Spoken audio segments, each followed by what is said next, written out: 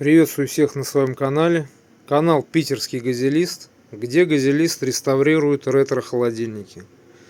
Значит, перед вами экземпляр холодильника ЗИЛ Москва КХ-240 68 года, 12 месяц. Проект под названием Абхаз. Цвет Пицунда, а Пицунда — это город в Абхазии. Так было и решено назвать его Абхаз. Значит, забирал я его на Соляном переулке. Это холодильник хозяйский. Хозяйка решила отреставрировать себе вот такой вот холодильник ее. Забирали его. Вот. И повезем обратно туда же, где он и будет дальше продолжать радовать своих друзей, хозяев. Вот. Значит, расскажу вам. Прошел он полный цикл реставрации, естественно, от и до. Другими я не занимаюсь, просто окрас поверхностный. Это не реставрация. Реставрация — это полностью его надо будет разобрать, отдефектовать, перебрать и отреставрировать каждый болтик, винтик. Значит, здесь по договоренности хозяйки, значит, был оставлен вот эти стрелы от эмблемки. Я с ними ничего не делал, так они заводские остались. Состояние у них хорошее, поэтому оставили. Эмблему полировал, все микро какие-то повреждения, все удалил. Ручка тоже заводская сохранилась, естественно, перебрал ее, отполировал, личинка, все там внутри, пружины, все заменено. Вот, очень были сильные повреждения по кузову. Везде был покоцанный, ударен, где-то проталкивали его, шкребали. Короче, досталось ему хорошо. Вот. Но не такой убитый был. Значит, посмотрим, что у нас внутри. Естественно, замок работает, все тоже с переборки. Полная замена утеплителя, но это я на всех делаю. Все заменено, все доставалось. Ванна эмалированная разбиралась полностью до винтика. Внутри тоже окрас черной эмалью был сделан. Значит, здесь у нас тоже, смотрите, в каком состоянии сохранились балконы, двери. Видите, это я ничего не красил, только отмыл щадящей химией. Вот он, 12 месяц, 68 год. Здесь это тоже все завод. Вот, ну, естественно, вверх обновил краской белой. Вот. Далее. Панель была с трещинами, есть больные места. Это естественно. Все было восстановлено, то есть ни единой трещины сейчас нету. Она усилена была внутри. Вот. Все, в общем, сделано как и на всех. Комплектация нержавейка. Саморезы все нержавейка. Такие будут красивенькие на долгие годы. Значит, что здесь у нас сделано? Заменен термостат, ранка стоит, крутилка, 3D принтер, крепкий пластик, крепче, чем заводской. Значит, здесь у нас вот он морозит уже, видите, покрылся иней, резинки, отбойники, 68 год. Отбойников алюминиевых еще уже нет, точнее. Уже резиночки, нержавейка, все полностью, видите, чистота какая. Ванна мылась, все разбиралось, крепление нержавейка. Вот. Это у нас планка нержавейка. Вот. Крепление тоже нержавейка, вот этих вот пластин. Значит, сами вот эти вот направляющие оставлены.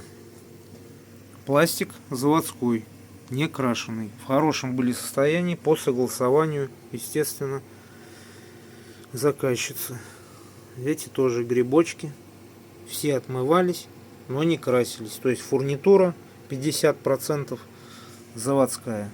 Стекло было разбито, вырезал новое. Здесь для фруктов тоже, видите, в отличном состоянии. Тоже было решено не трогать. Но я тоже так думаю. это, естественно, лучше все оставить. Вот эти черные места, если есть кто новенький на канале, закрашивать не надо. Это эмалированные кусочки, зацепы технические, когда ванну покрывали эмалью. Вот. Закрашивать это не надо, все равно отвалится. Здесь пластик весь разбирался, естественно, тоже окрас. Кантик везде и внутри, и снаружи все прокрашено. Видите, все четко.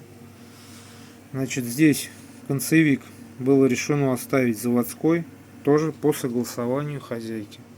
Проблем с ним не было, я его почистил, перебрал на всякий случай, что все было. Лампочку ставьте светодиодную, чтобы вот это, у кого такие у вас остались заводские в хорошем виде, чтобы они прослужили еще долго.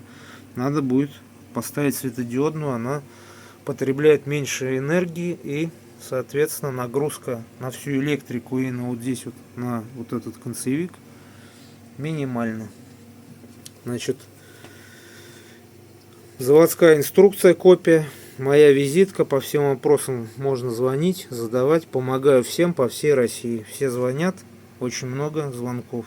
Всем стараюсь помочь. Полную, конечно, не смогу вам реставрацию рассказать, это очень долго.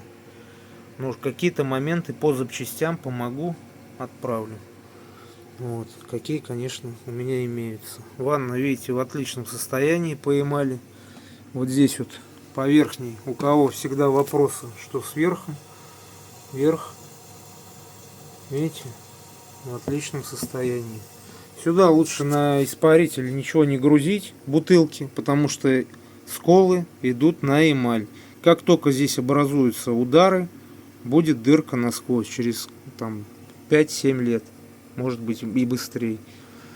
Значит, вот это у нас по внутренней части. Поддон для разморозки, естественно, тоже окрас с подготовкой. Не просто так взяли и покрасили, нет, там очень сложный этап, чтобы это все держалось эмаль, иначе вся отвалится.